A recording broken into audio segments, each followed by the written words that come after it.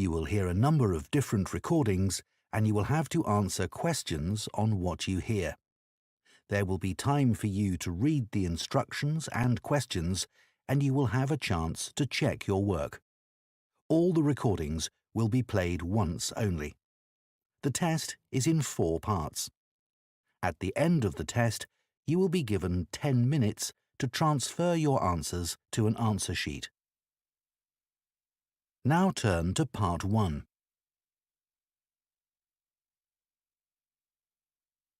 Part 1. You will hear a supervisor in a supermarket talking to a new worker on her first day.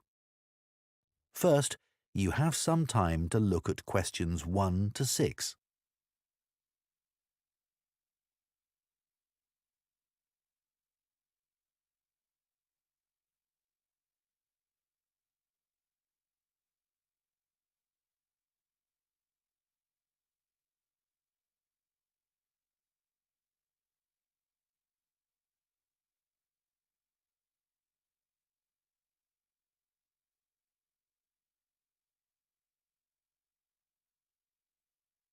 Now listen carefully and answer questions 1 to 6.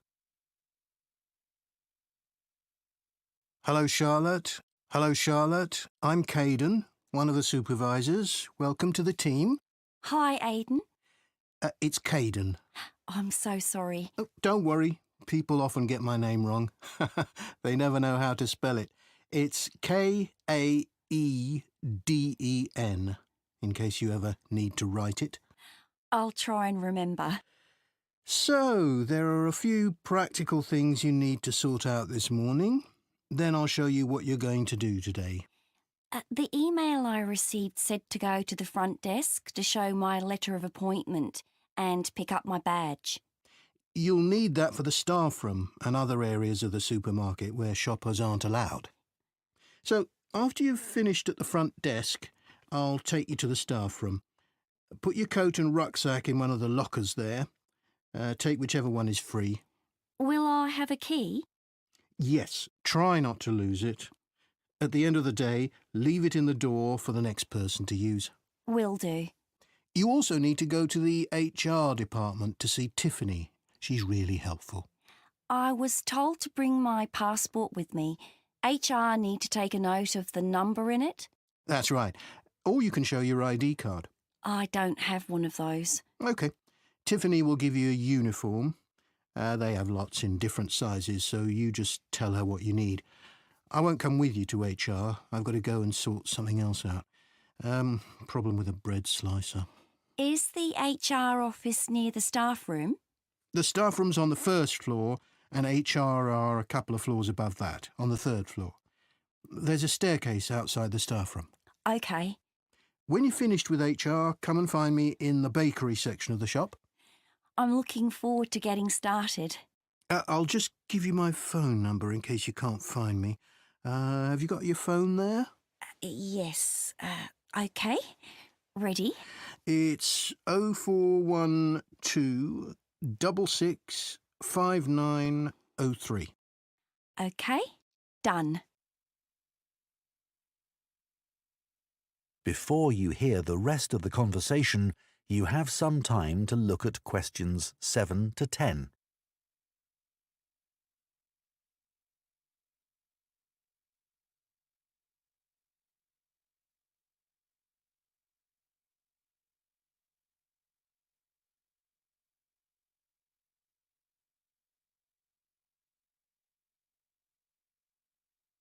Now listen and answer questions 7 to 10.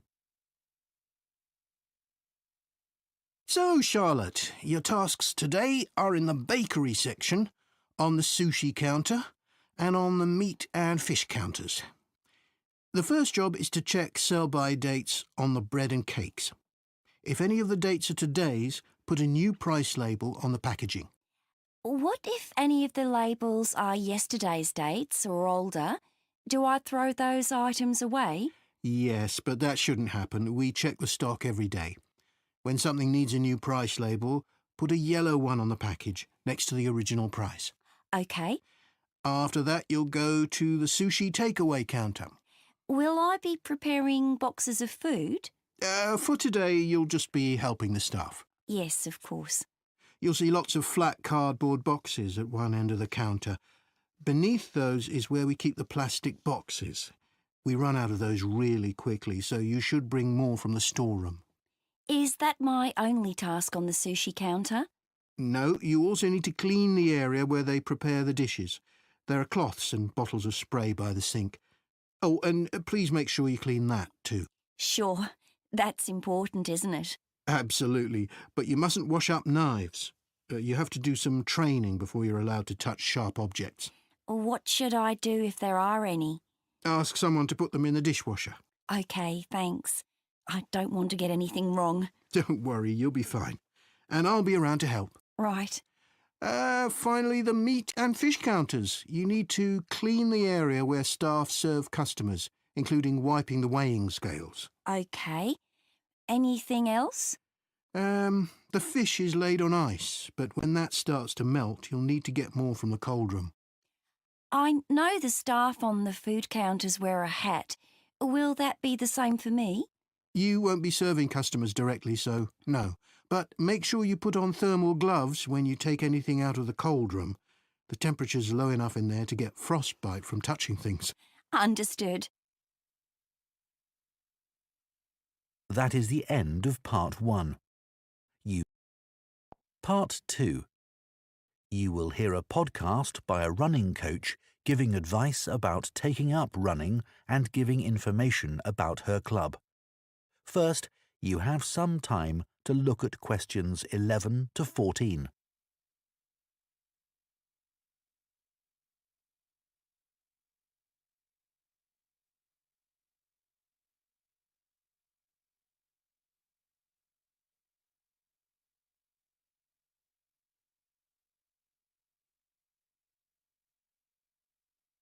Now listen carefully and answer questions 11 to 14. My name's Liz Fuller, and I'm a running coach with Compton Park Runners Club. Welcome to my podcast. If you're thinking about taking up running, I'm here to help. There are many training programs available online, which aim to help people build up to running 5 kilometres. Some of them are great, and thousands of people of all ages are taking part in 5-kilometre races across the country as a result. People like them because they're easy to follow and don't push them too hard. However, they don't work for everyone, especially if you suffer from something like a heart condition or asthma, because they're aimed at people with average fitness and running ability. Another thing is that everyone is different, and if you have any specific questions related to your needs, there's no one to provide any answers. I have a couple of simple tips I always give to new runners. I expect you've been told to run very slowly until your fitness increases. Well, I find that can prevent progress. You should run at a speed that feels comfortable, but time yourself and try to run a bit faster each time.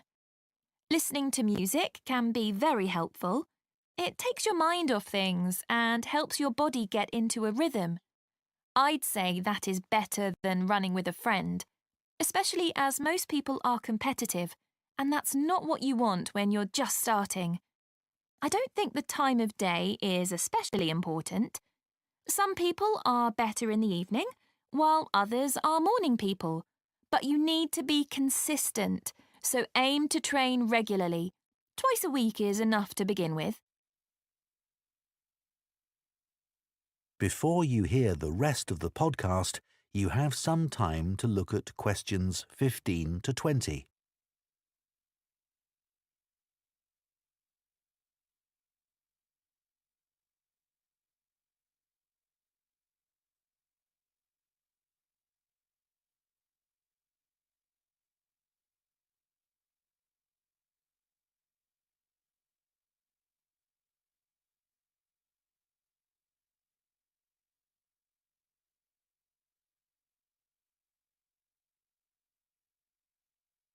Now listen and answer questions 15 to 20.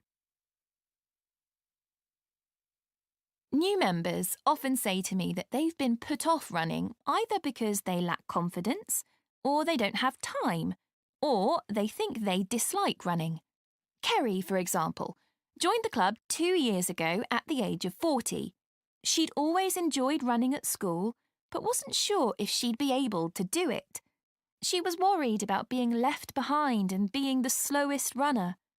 But she says she was made to feel so welcome, she soon forgot all about that. James had always hated the idea of running, but a friend encouraged him to come along for a taster session, and he hasn't looked back. He never misses a training session, despite having a really demanding job. Leo was worried about having to commit himself to training sessions every week and wasn't sure he'd be able to fit training into his busy schedule. But after experiencing a lot of stress at work, he came along to us and gave it a go. Now he says he feels much more relaxed and he looks forward to his weekly run. Mark is quite typical of our new members. He's never considered himself to be a sporty person, and it was only when he retired that he decided to take up the challenge of trying to run 5 kilometres. It took him months to find the courage to contact us, but felt reassured immediately, as there were other people his age who were only just taking up running for the first time. My own journey hasn't been easy. I did my first marathon when I was 37, after having had 2 kids. My husband had been running marathons for years, but I never dreamed I'd be doing one with him. I managed to complete it in 4 hours, but I felt like giving up halfway through. It was only the support of the spectators that kept me going. I do think signing up for a race of whatever length is motivating, whether it's 5k or 25k, because it's good to have something to work towards, and it gives you a sense of achievement. I did my first 10k after only 6 months, which was certainly very challenging and not something I'd necessarily recommend. But after you've been training for a few weeks, it's worth putting your name down for a 5k. Some people find they only need a few practice runs before taking part in a race, but I'd give yourself a couple of months at least. Well, I hope that's given you a really good idea of what... That is the end of Part 2. Part 3. You will hear 2 students called Jane and Kieran talking about books. First, you have some time to look at questions 21 to 25.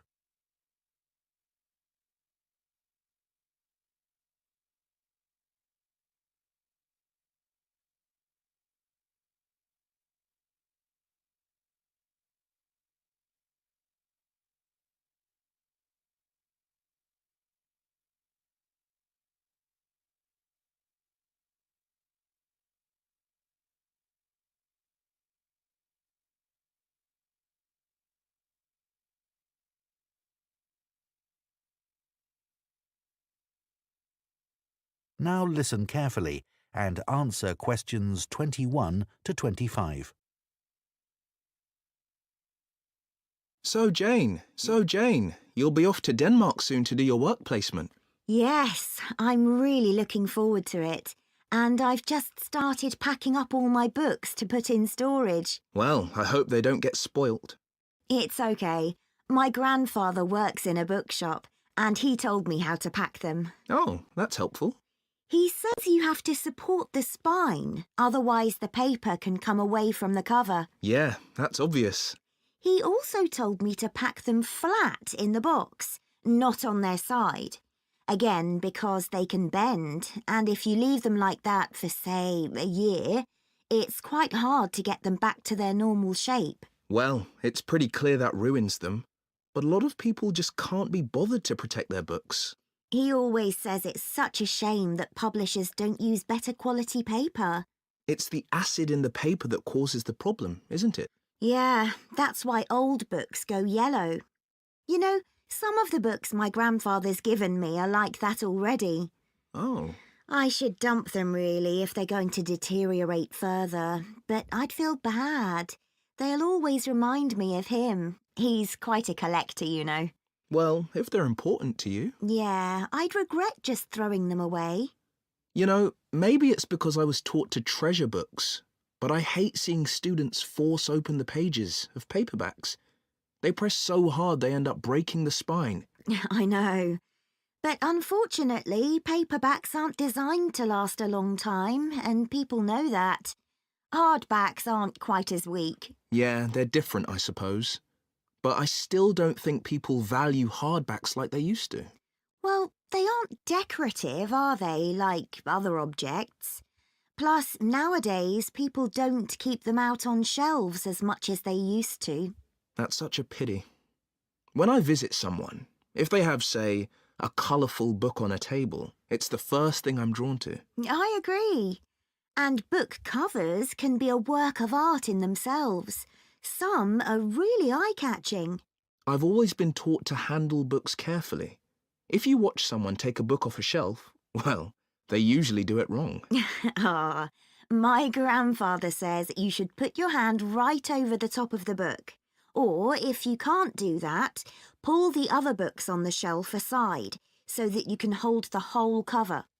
When did you learn all this? He watched me pull a heavy book off the shelf when I was small, and it fell on the floor and broke apart. Oh dear. Oh, I can still remember it. You know what I really like? What? The smell of new books. Me too. My parents used to laugh at me when I was a kid because I loved putting books up to my nose, almost as much as reading them. New books aren't cheap though, are they? I guess we're lucky we can buy them. My grandfather stocks second-hand books as well as new ones, and they don't smell quite as good.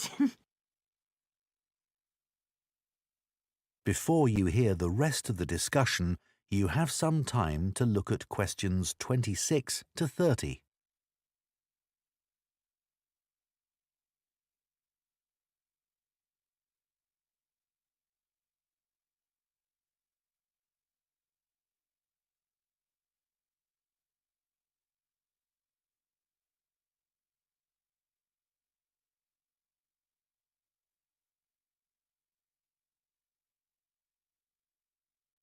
Now listen and answer questions 26 to 30. I'd love to have a bookshop like your grandfather. What's it like? Well, it's quite big. It's got 2 floors and an attic, and he stocks all kinds of books, really. I guess he treasures things like first editions and other rare books. Yeah, you might think he'd keep those in the attic or somewhere. So they'd be hidden. Yeah, but he likes people to know that he has them. So he puts them out in the shop, but makes sure you need a ladder to get them. Right, that would prevent any thefts. Uh-huh. Does he stock books for children? He does. He particularly likes to encourage kids to read. He always says that he used to sit under the stairs as a child with a pile of books and read them all. Is that where he keeps them then? Not exactly. He's got a dedicated area on the ground floor with cushions, so that parents can enter with their toddlers, go there and spend some time reading to them. Oh, cool. And then there's a place for pushchairs by the front door, and a cafe if anyone needs refreshments. That's good to know. As I said, it's a big shop, and there's a storage area out the back as well. Oh, what does he keep there? Books he wants to throw away? He hardly ever throws anything away. He just leaves unwanted books by the front door for customers to take. Well, that's very nice. Yeah. And books people or institutions have requested, they all go at the far end. Oh. He thinks it's best to keep these out of the main shopping area as they're boxed and new. Did you get your course books from him? Naturally. He stocks books for a lot of the colleges. He used to keep these books on the first floor, but now there's a new university in my hometown. He's moved them downstairs to attract the students. They're actually part of the coffee shop, on low shelves all around it. Pretty central then. You'll have to take me there sometime. That is the end of Part 3. You now have 30 seconds to check your answers to Part 3. Part 4. You will hear part of an environmental studies lecture on tree planting. First, you have some time to look at questions 31 to 40.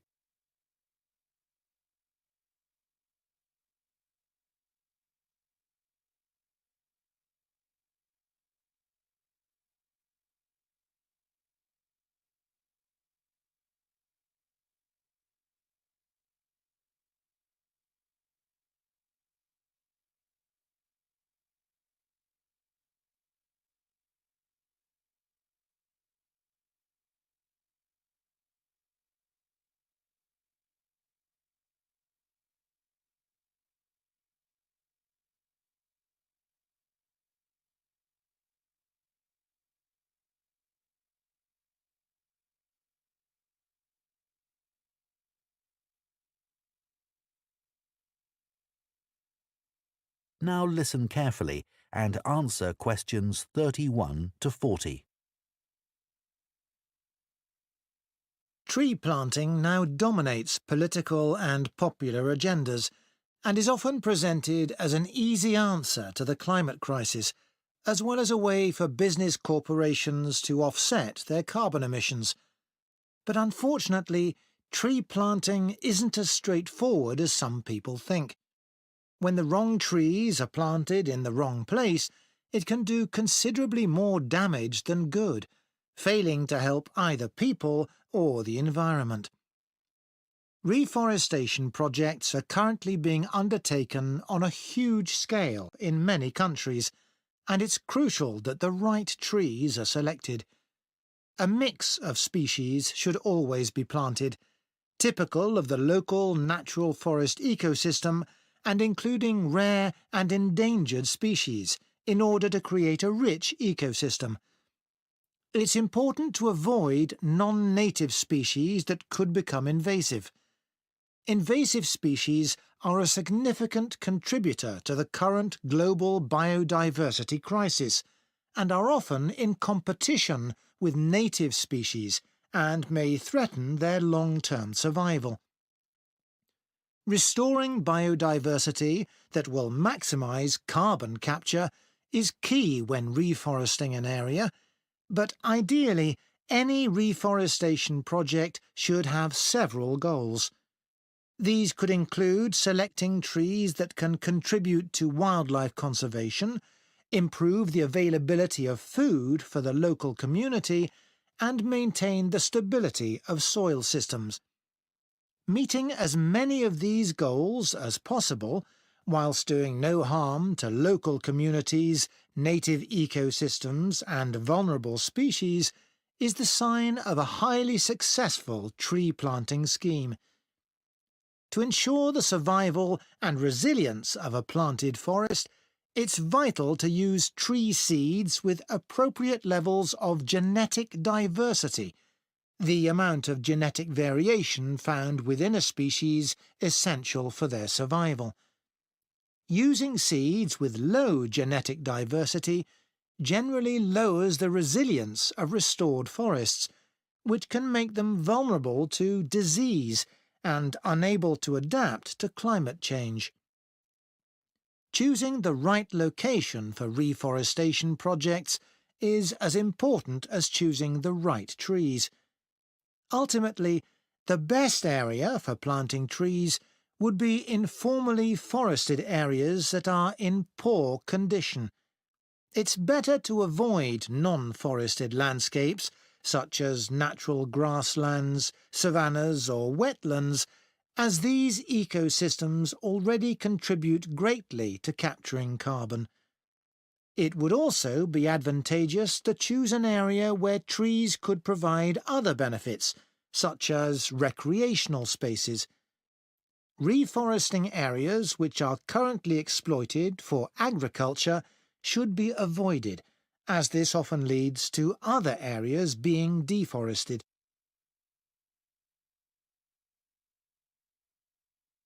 Large-scale reforestation projects require careful planning.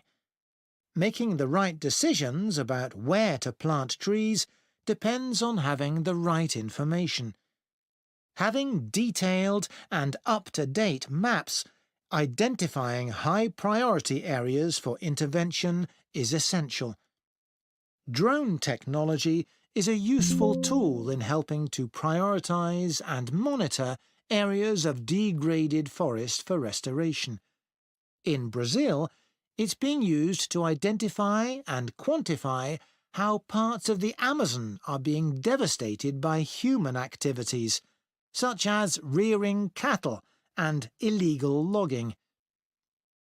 A good example of where the right trees were picked to achieve a restored forest is in Lampang province in northern Thailand.